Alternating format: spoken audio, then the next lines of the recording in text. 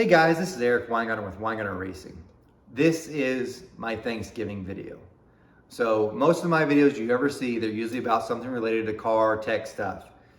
There are a couple of videos I do each year that are not related to them. This happens to be one. It's a Thanksgiving one. It's about a Thanksgiving story I love to tell. I used to tell a version or a calmer version of this when I was teaching. Yes, I was a school teacher for 16 years. I left that field about 4 years ago. But I like this story because there's a point to it, and you'll get to it. If you feel at some point that the story seems like it's going off track, it's because what I'm trying to do is I like to build some of the characters up. Because you see me on the videos, but you have no background of the people I've met through my life or the experiences to get to know how the story relates. So I have to build some of the characters up so that I can get an idea what I'm talking about, just to tell you. So bear with it if it seems like it's going a little off track. It may, but there is a point to this, and it is totally related to Thanksgiving. So let's begin. First thing I want to tell you about is a little bit about my past, so you can kind of get an idea of where this all starts from. I grew up in Enid, Oklahoma. Enid, Oklahoma is a smaller town as towns go, but definitely not the smallest town in Oklahoma. There is towns far smaller that have next to nothing. Enid has got about 45,000 people that live there, so it's a decent sized city. In case you're wondering about the name Enid, that name of that city has appeared at least in 3 Stephen King books, and I mention this because I listen to them while I'm grinding. In case you're also wondering about Enid, the legend goes that Enid got its name because it was an old, for anybody who knows about Oklahoma, there was land runs and people stayed there. Well, the legend goes that Enid got its name from this. There was a restaurant or thing set up, and what had happened was there was a sign that said Dine, D-I-N-E, and the legend goes that the sign had somehow gotten fallen over or turned upside down, and people saw that, and you spell Dine backwards, you get Enid, and they thought that was the name of the town. That's a legend. I don't know how true it is, but that's what it is. The story takes place in Enid. Enid's it's an isolated type of city. Most of the cities you have here have, like where I live now, Broken Arrow, it's a suburb of Tulsa. Enid really doesn't have, it's not related to any big city. It's the biggest city there. It has no suburbs. It's just there. It's more of a poorer community, and most of them have the oil field type work, and there's some richer sections too. But I need to build the background. We grew up poor, and I say that because I know in my heart that there were people far poorer than us. But we grew up poor, and you don't know you're poor until you're not there anymore. I'll straight up tell you that. Well, kinda. There's clues to give it away. But anyway, just to give you an idea, and this is some of the characters so you know what I'm talking about. My mom and dad, they stayed married for my dad's entire life, but my dad worked at he actually built the Oakland Mall that's in Enid, and it's since nothing's there. But when he was building it, when I was probably in 2nd grade, there was an accident that happened, and one of the structural beams fell on his head. So it hit him here and rolled off on his shoulder. Now, why do I mention this part of the story? Because it makes our whole financial situation of the family so much worse. When that happened, he was in the hospital for a while, and he lost the movement of his left arm pretty much. He couldn't make a fist. So, like, even at the end, this is the most he could make. He couldn't really grab something. And if you ever seen the movie Lady in the Water, that's how his body looked. He had one gigantic right arm and one really small left arm because of this.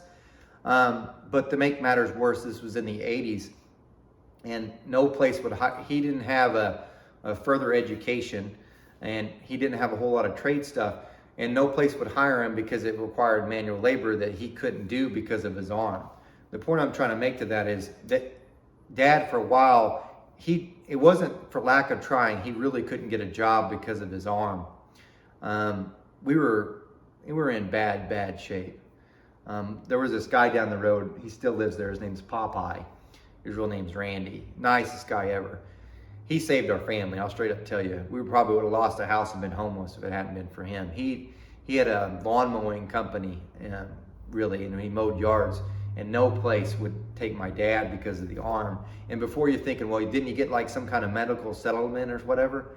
Back in the 80s, they capped all the settlements at $40,000. So whether you lost an arm or something, you got $40,000. I don't mean to tell you, but that barely covered his medical expenses. There was nothing. Anyway, Popeye let him work for him, and he was the only one that would, and he got us through the rough patch to where Dad could be more mobile, and he finally got hired somewhere else on at Ponca City. By the way, that's an hour away from Enid. So every day he drove an hour back and forth when he finally got a more regular job. Meantime, my mom, she's an LPN, that's a nurse. But if you know anything about nurses and their steps, RNs make a lot of money. LPNs kind of don't. And my mom kind of made things worse because she worked for a nursing home. If you work for a hospital, you for sure make more money. In nursing homes, those nurses do not make a whole lot of money. And you might say, why? Well, part of the reason why I think I became a teacher is because I believe it was in me from my mom. My mom worked at a nursing home even though she knew she could make more money in a hospital because she knew those people didn't have anybody. And if you ever go to a nursing home, and my mom took me in there several times, a lot of them have nobody, and I mean nobody. Their families don't visit them, or their relatives have either passed or lived so far out of state, so they don't have anybody. And she was that person for them. So she did a great thing. But she just didn't make a lot of money doing it. So the point is, we were pretty poor. I'll tell you one small story that goes with this. I love to eat. I really do. And I did when I was a kid. I was so tiny, and the doctors were like, hey, you should feed him more because he's so underweight. But my mom's like, he eats all the time, which is true. I ate everything, and I never gained any weight at all. Now it's catching up to me, I think. But anyway, one time I was really hungry, and my dad had this lunch pail, and I was going to sneak into his lunch pail because he said he had got a lunch ready. He was going to go to work, and I was kind of hungry, and I snuck into his lunch pail to see if maybe he's got some kind of special snack or something in there. And so I open up his lunch pail, and I'm not making this up, and it's one of those plastic ones that has a thermos and stuff. I open up, there's a thermos, got coffee, and it had a little dill like this big. It was just a round container that contained toothpicks. That's all that was in it. I was like, there's no sandwich or anything. So then I watched the lunch pail thinking he's going to put something in it. He never did. Okay? So bear with me. We always had supper at the supper table, and my mom always cooked. We never went out to eat because we could never afford it. Anyway, so we're sitting at the table, and I can't remember what the meal was, but I always hungry. I was like, I want something more. And actually what had happened was we always passed the food around the table, and my dad, Dad always starts, then it went to Mom, and then my brother, then my sister, then me last, which is fine. But Dad took something, but it was just like the smallest portion that he could, and then it went to my mom, and so on and so forth. By the time it came to me, I got something, but I was still hungry, and I was like, is there any more? And I knew that there wasn't, but I don't know why kids ask that, because we're stupid when we're kids. And my dad's like, here, you could have mine. And he goes, and I go, aren't you hungry? And he goes, no, I had a big lunch. I packed a pretty big lunch.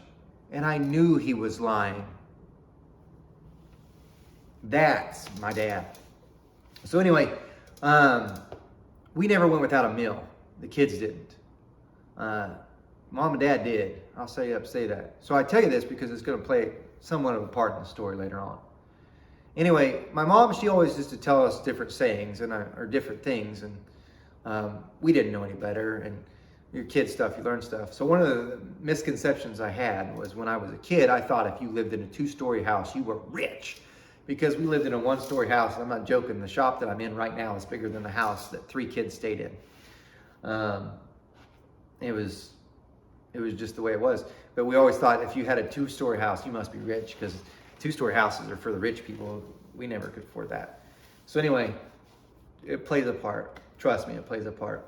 My mom always used to tell different things that you'll hear as I tell them the story. So anyway, there's some background. Now, there's 2 sides, by the way, to Enid. There's a west side that's more wealthy, and there's a middle part that's in between the west and the east side's poor. If you drive through Enid, you could tell. Anyway, we lived in the east side. It plays a part. So flash forward to high school. And high school in Enid, there's one high school. And one of the classes people kept mentioning when I was like a sophomore was these 2 classes really that they talked about. One was called VICA and one was called DECA. And VICA was Vocational Industrial Clubs of America, and I don't have a clue what DECA stood for because I wasn't in it. But people kept saying, you need to get in those classes. I was like, why? Because you get out of school early. I was like, cool, man, yeah. Hey, get out of school early. You're kidding. No, this class, you get out early. Like, you see those kids leaving, they're out. Well, anyway, I went to doing some research about the class. It was, they leave early to go work. So you have to have a job to be in that. Well, anyway, I got my first job the day I turned 16. And the reason why is, and there's a story with it, but and I'll make it real quick. I'm a twin. I have a twin sister. And she's an attorney now, and she's super smart, wonderful. We were always best of friends. If you ever saw us in high school, you'd think we're virtual enemies. Part of it is because of my 16th birthday, Mom and Dad had saved up money and bought this 88 Firebird, and on my 16th birthday, they gave it to her. I got nothing. So of course I was angry. So I rode my bike down to this grocery store and asked if they were hiring, and they said yes, and I got my job on my 16th birthday. And the job that I had, it was a bagger at a grocery store called United. That store, the store is there, but it's no longer called United now. It's Save a Lot. Anyway, the grocery store has baggers, and unlike the ones you might see, we actually had to do the following things. When people would check out, you'd put it all in the bags, and you would have to carry out the groceries to the car. And like, so, big deal. No, if the customer could never, you were supposed to take them out no matter what. If it was one bag and it weighed less than a pound, you took it out to the customer because out of respect for the customer. And unless the customer specifically said, no, I can take it, you take it out there and you put it in their cart, whether it be carts or anything else. That's what you did. You didn't get tips, you just did it. And anyway, so I got that job. So I'm working that job, and I can tell you who my boss is because he plays an important part in this kind of the story. His name is Bill Caderas. He was the store manager for United. And Bill has since passed on, but probably one of the greatest people I've met in my life. And I'm going to tell you a little bit about him because it builds up the story. Bill, when he hired me on, he's like, asked me, he's like, you going to work? Yes. And you had to wear a white shirt, and you had to have a tie, and you could wear blue jeans. But Bill was one of the rare bosses that you'll have a hard time finding in this world, period.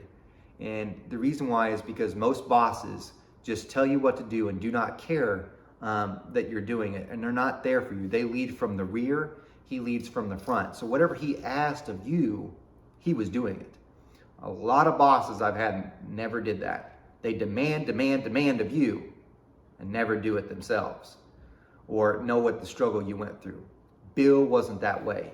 When it was 108 degrees outside and we have to take groceries out to a woman, you know who's out there? He is. Except for us, we're wearing blue jeans. He's wearing slacks and dress shoes. One of the things he used to say was, and remember, he's older than us. I was 16 at the time. He goes, I should never beat you inside with the cart. If you do, I'm probably going to fire you. And I believed every minute of it. So you're like, so I know I can walk faster than this old guy. And I remember it too, because it's probably like my first week. I'm putting groceries in the person's car, and I take the cart and I start walking up there. He runs past me. Runs. Remember, if he beats you in, you're fired. So I have to take off running, and that's how he was. And if you thought, well, it's just that one time. No, he'd do it all the time. He wasn't to be mean. He never did it with scorn. He did it with teaching. Huge difference. So that's about him. But I'm going to tell you one other quick thing about him. We were, in the summers, it's really hot. And Enid really does have a poorer class of people too. And there was this guy that was in an electric wheelchair, and he was, if you're thinking he came in a car, he didn't. He used his electric wheelchair and was like zooming down the road or whatever. He got too hot on the wheelchair, and he came he came in United, I think, to cool off, but I think the heat had got to him and he threw up all over himself. So this is going to United itself right in the beginning, and he throws up all over himself just from the heat. And he's an old guy. Like the guy in the wheelchair he's old. He's feeble looking, he's old, and he's just throwing up all over himself. This is my boss. He goes and gets paper towels. He starts cleaning up the man. The man's like almost catatonic. And he's like, can I call someone for you? He's like, no, I got it. Goes and gets him water, starts doing everything else and cleans it up. Do you know how this is time before everywhere you could find rubber gloves everywhere.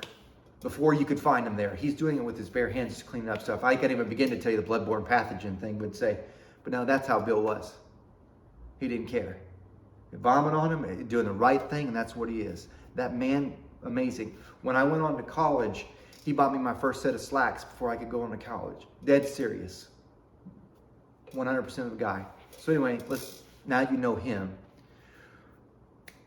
VICA, the class I was telling you about, you got into it, you had to have a job and you got a grade for that. If you didn't get fired from your job and you had a whole bunch of activities you had to do around the community, and if you did those, you got an A. It was pretty simple.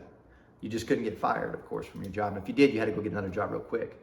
And you got out of school, I want to say the regular school got out at 3:30, you got out at 2:30. So you got an hour off early.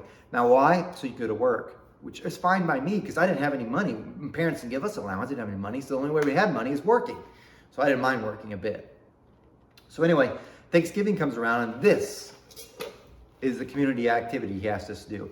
All the kids in the class, he says, go to your bosses and see if they would like to donate either money or groceries or whatever they can to our local food bank. And what's going to happen is like the week or the days before Thanksgiving, we're all going to load up in a bus and we're going to take these groceries to the people that are in need.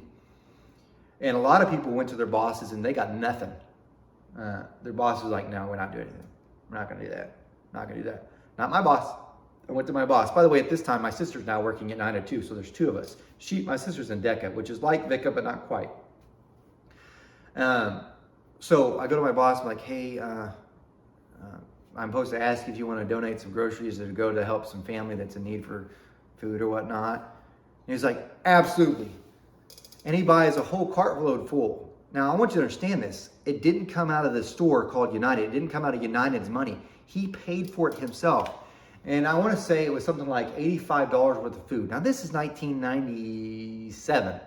So I don't know what it is in today's value, especially since the price of inflation, but it's a lot. So I was like, oh, sweet. So I take it back to my guy and of course, my teacher, I think his name was Mr. Fry. I could have it wrong. He was like, thank you. And Mr. Fry, our VICA teacher, was an older man, very proud and proper in the way you do stuff. And so anyway, all of us got our groceries or saved money, got money from their bosses, and we donated it, and they were going to get groceries. And now we have got groceries. Now we're going to go deliver it to the family. So this is like during school, which is also like, yes! Because there's two things anybody at high school likes that my poor son will never get to enjoy because they don't do these things anymore. One, getting out of school, and two, leaving early to go to work. So it's like, this is like the best thing ever. One, I'm getting to leave early today, and also I get a field trip now, so this is going to be like an hour. So anyway, we load up in the bus, and all my classmates are with me there. Some I'm not gonna lie, I've got crushes on, and I find them extremely attractive, and I have no chance in the world of getting there, but I sure don't want to embarrass myself. But anyway, they're all on there, and we load up on the bus, and we start, and we're gonna drive and drop this food off at the people's house. And so we get in the bus, we start driving, and it starts driving, and as we're driving, we're like, oh, cool, man, I know where that's at, yeah. And we start making some turns. I'm like, it seems like we're driving right to my side of town. Of course we are, because the east side's Fourth Side. And we keep driving, and I'm like, that's usually where I turn right here to go to my house. And we're turning there. It was like every turn I was thinking, hey, this is the way I turn here to go to my house. And the bus turns there. So I'm like, 2 blocks up, we're going to be turning, that's where my house is. I know, 2 blocks up, guess what? We turned again. And so now we're getting like super close to my house. I'm like, oh, dear God. Please tell me someone from my church did not turn us in, because I was scared to death. I'm not lying about this. I mean, you could have seen sweat beads rolling off my forehead. I thought, because we're getting really close to our house, I thought, because I go to Sunday school, my parents didn't go to church with me. My parents were like, you're going to Sunday school, you can go to church. But they never went with me. My mom usually had to work anyway on Sundays, and my dad, it was like one of his days off, so of course he didn't. I didn't mind. But because I was at church, I figured, oh, no, please tell me someone didn't turn me in. Because at church, they like, you know some family that's in need? If you could just give us a name, we're going to help them out. And that's how our teacher from VICA, Mr. Fry, got the names. And I was like, oh, please tell me someone didn't turn us in. We're not that bad. Please, Lord, please. Anyway, we're like 2 blocks from my house, and we turn a different direction. I'm like, oh, thank God. Thank God. Because that would have been embarrassing, and I would have felt horrible, right? So anyway, we stop at this house, and it's like, whoa, this is a 2-story house. Remember what I said? See how it comes back? I thought, if you lived in a 2-story house, you are rich. And I saw the 2-story house that's less than 2 blocks from my home. Had no idea it was there. It's not a rich house. Here's what I see outside, and I'm describing it because I want you to put the picture together. So we parked the bus there, and there's a a small bicycle outside that's pink. And it's a wood house. It's 2 stories, but its porch is kind of fallen in. It's not really holding up. And that's on the outside.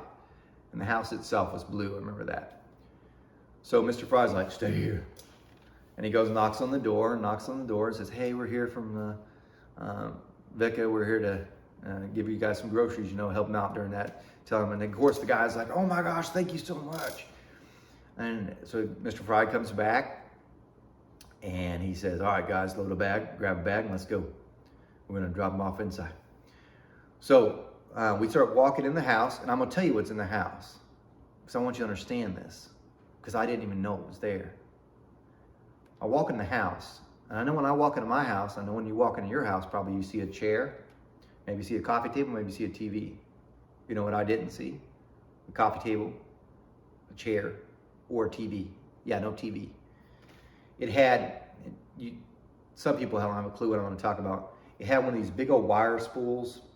It's what big wire comes in, like the OG&E, that's our electric company, has wire. It's a big old wooden spool, and that was sitting there. And a couple milk crates. That's what they were using for furniture, which I'm not ashamed of that. I'd be happy with that. It works fine. Functionality is fine. Does it look great? I don't know. That's up to your opinion. But that was there. Off to the side's a baby crib. We walk through the living room and go right to the kitchen. The kitchen's actually very clean, but there's just not much there. So we start putting down the grocery bags on the table, and he starts putting them away. And I'm a very observant person. He opens the first cabinet, and the only thing I see in there is 1 box of macaroni and cheese. And we're talking like the Kraft macaroni and cheese, but the generic version. A bag of rice. That's it. He's opened up other cupboards too. That's all that's there. He opens up the refrigerator, puts something in there. And what I see in the refrigerator is he's got a pot that he's cooked macaroni and cheese in, and it's got some macaroni and cheese in it, and 3 hot dogs, and about this much milk. I want you to let that sink in. So in my mind, I'm like, wait a minute. There's a bike outside that's only a child that's like 5 or 6 can ride. Clearly not here. There's a baby crib, which means there's a baby. There's no formula. There is one baby bottle, I forgot that, in the fridge. There's a man that lives here. I'm gonna assume a woman, but I'm not for sure on that. But at least 3 people, and the only food they have in their house is 1 box of macaroni and cheese, 1 package of rice, and 3 hot dogs, and a little bit of milk. And it hit me that hard. Because this house is 2 blocks from where I live. And we're giving the groceries, and the guy is super thankful. Super thankful. And Mr. Fry, our man, he's a good man. He's super respectful, and he's like, you're welcome, sir. Just keeps it nice and calm. And he's like, all right, let's leave this man. And the guy's thanking us the whole way out. And the whole drive back to our school, I'm thinking, this whole time, 2 blocks away from me, and I never realized this house, that's a 2-story house, and you got some family in there that's struggling. 2 blocks from you. How many other houses out there are probably this way and you have no idea about? If we hadn't shown up that day, what would they had to eat? It changed everything for me, kinda. I always thought we were poor until that. So that night I went home and I talked to my mom. I was like, hey Mom, let me tell you this, what happened. And I tell her the whole thing I just told you. And she tells me something very powerful, and that's what I wanted to stick with you. She says, son, there's always going to be someone in this world that's got more than you. But a lot of people forget there's always someone in the world who has less than you. And that's true. So here we are at Thanksgiving, and I'm telling the story because someone's got less than you, a lot less than you, and probably needs help. I do my part, I don't do enough, I'll straight up tell you. I am a Christian, but I am not a good example of a Christian.